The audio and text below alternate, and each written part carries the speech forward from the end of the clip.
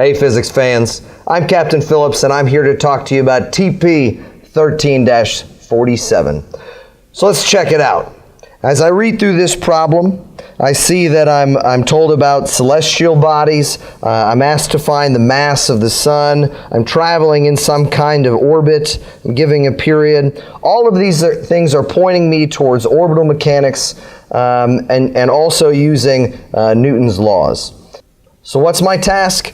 Well, I'm asked to find the mass of the sun and then later compare that to an accepted mass for the sun. And we'll find that at the end. So what physics are we going to need for this problem? Well, we're going to need Newton's second law, and we're also going to need Newton's law of gravitation between two bodies. Additionally, I'm going to make the assumption that we are traveling in a uniform circle around the sun. In truth, this is not the case, but we'll see the effects of this assumption at the end. This allows us to use the period of an object traveling in a circle at a uniform speed, as well as the centripetal acceleration of an object equaling the speed squared over the radius of curvature. So let's draw what's going on here. As you see, I have our little Earth traveling in its uniform circle around the sun at a distance of r from the Earth to the sun. Our givens, we've been given the period of our orbit. This is 1 year, 365 days. As well as the distance from the Earth to the sun, 1.50 times 10 to the 11th meters. You were given this value in kilometers. I have already converted it to meters. So our assumptions, as I've said, we're assuming we're traveling in a uniform circular orbit, as well as there is only the force of gravity acting on the Earth from the sun, and there are no other external forces acting on the Earth. Now it's time to get into it and solve this. To start this problem, we're going to use Newton's second law. As we've already said, the only external force acting on the Earth is that of the force of gravity from the sun on the Earth. And that's going to equal the mass of the Earth times the acceleration of the Earth.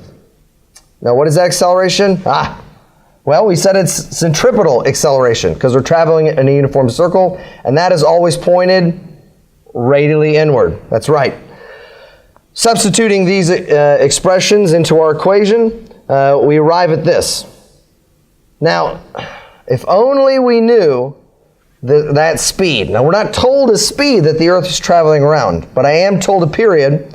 So now I can use this expression for period and solve for the speed and substitute that value back into our equation, finally arriving here.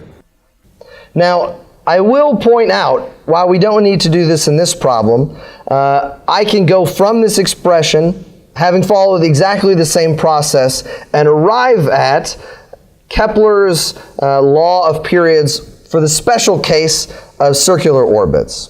Now note how this compares to equation 13.11 in your book.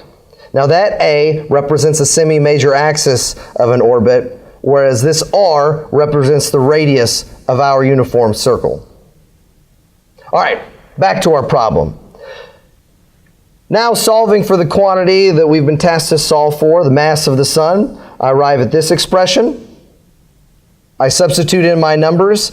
Now I will note we've been given 365 days. I'm going to need to use seconds in order to make my calculations work out. So I do that calculation and I arrive at 2.01 times 10 to the 30th kilograms. Now for part B. Let's compare our answer to the accepted answer of 1.99 times 10 to the 30th kilograms. So to get this percent difference, I take the difference in these two masses and divide by the mass of the accepted value, multiplying by 100 since this is a percent. And finally I arrive at a percent difference of 1.01%. So let's finally do the check step. Our sig figs, I have 3 sig figs, and this matches up with the sig figs given at the beginning of this problem. Our units are given in kilograms and percent. And is this reasonable? yes, this is pretty reasonable. You know, for assuming that we are traveling in a uniform circle, we get an answer that's within just about 1% of the correct accepted value. Great job, physics fans. I'll see you next time.